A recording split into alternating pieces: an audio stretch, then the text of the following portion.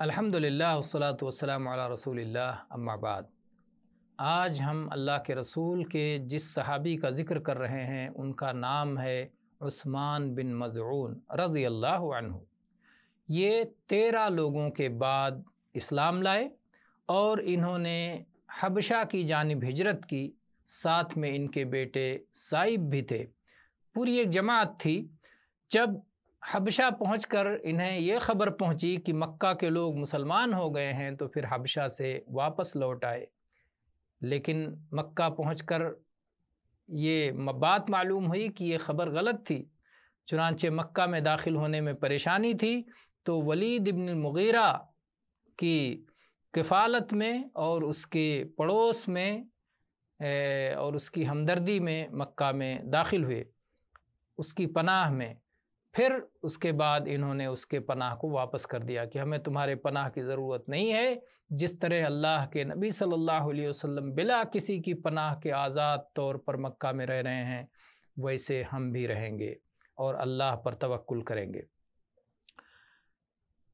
ان کا قصہ لبید ابن ربیعہ کے ساتھ مشہور ہے کہ جب اس نے یہ شعر پڑھا، الا کل شیء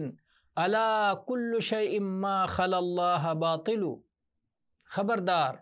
اللہ کے سوا جو بھی معبود ہیں سب باطل ہیں، ناحق ہیں، تو عثمان ابن مظعون رضی اللہ عنہ نے فوراً کہا صدقت، تو بالکل سچ کہتا ہے۔ اس کے بعد جب اس نے دوسرا مصرع کہا وَكُلُّ نَعِيمٍ لَا مُحَالَةَ زَائِلُ، اور جو بھی نعمتیں ہیں لا محالہ یقینی طور پر ایک دن ختم ہو جائیں گی، عثمان رضی اللہ عنہ نے کہا کذب، تو جھوٹ بولتا ہے، اللہ کی جنت کی جو نعمت ہے وہ کبھی ختم ہونے والی نہیں ہے۔ ہاں یہ کہو دنیا کی نعمتیں فنا ہو جائیں گی، لیکن جنت کی نعمت یہ دائمی ہے، ہمیشہ رہنے والی جنت ہے۔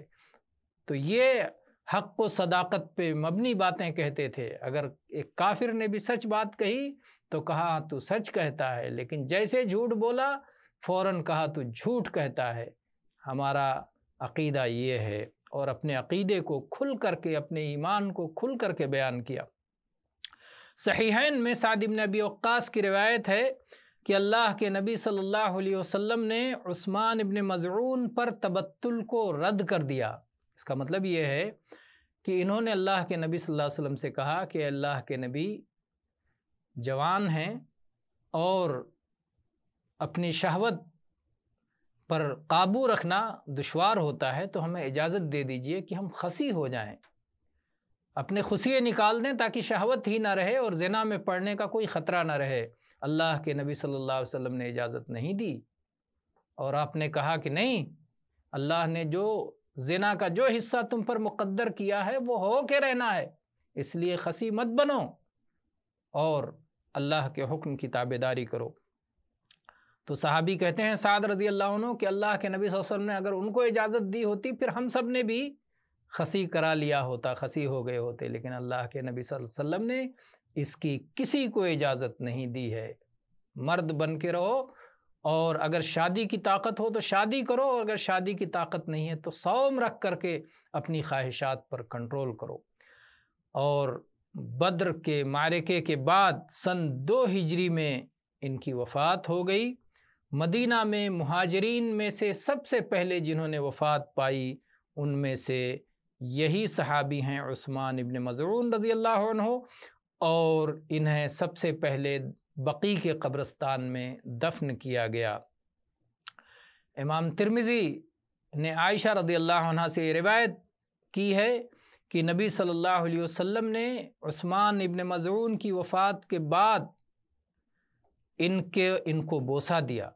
ان کی لاش کو، عثمان رضی اللہ عنہ کی لاش کو نبی صلی اللہ علیہ وسلم نے بوسہ دیا، اور آپ گریہ فرما رہے تھے، آپ رو رہے تھے، اور آپ کے دونوں آنکھوں سے آنسو بہہ رہے تھے۔ اور جب آپ کے اپنے صاحبزادے ابراہیم رضی اللہ عنہ کی وفات ہوئی تو اللہ کے نبی نے دعا فرمائی الحق بسلفنا الصالح عثمان ابن مظعون، کہ اللہ ہمارے سلف عثمان ابن مظعون سے ہمارے بیٹے کو ملا دے، سلف جو ہم سے پہلے گزر گئے۔ تو عثمان